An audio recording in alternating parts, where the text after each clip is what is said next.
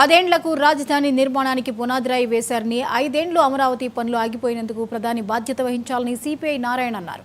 దేశంలో కొత్త రాజధాని నిర్మాణానికి కేంద్రం నిధులివ్వాలని, అది ఇవ్వకుండా అప్పిప్పించడం ఎంతవరకు సమంజసమని ప్రశ్నించారు. ప్రధాని మాటల్లో విశ్వసనీయత లేదని, విశాఖపట్నం స్టీల్ ప్లాంట్ ప్రైవేటు పరం చేసేది లేదని చెప్పలేదని మండిపడ్డారు. మరి 5 ఏళ్ల పాటు చంద్రబాబు నాయుడు ఉన్నాడు, ఆ తర్వాత మన జగన్మోహన్ రెడ్డి వచ్చాడు. జగన్మోహన్ రెడ్డి గారు కూడా మోడీకి అనుకూలుడే, మోడీకి వ్యతిరేకమైన పొజిషన్ లేడు. అటువంటిప్పుడు ఈ 10 ఏళ్ల పాటు నేను వేసిన పునాదిరాయి ఏమైంది, ఎక్కడ జరిగింది, ఏంటి అని చెప్పేసి పొరపాటును అడగలే.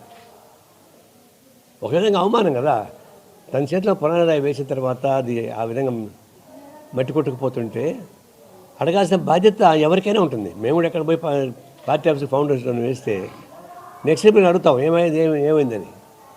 అడగలే, పోనీ అడగలేదు. నేను వచ్చి ఉపన్యాసం ఇచ్చారు. ర్యాబోట్ లాగానే మనుషులకైతే మనసు ఉంటుంది, హృదయం ఉంటుంది, హృదయ స్పందన ఉంటుంది, స్పందన ప్రకారం మాట్లాడేది నిజాయితీ ఉంటుంది. కానీ ర్యాబోట్స్ కట్ట కాదు, కీచి పెట్టేస్తే ర్యాబోట్ మాట్లాడుతుంటాయి. అట్లా చంద్రబాబు నాయుడు మోడీ ఇద్దరు రాబోట్ లాగానే బిహేవ్ చేశారు తప్పితే ఒక హ్యూమన్ స్పందన కలిగినటువంటి రాజకీయ నాయకులుగా నాకు కనపడదు.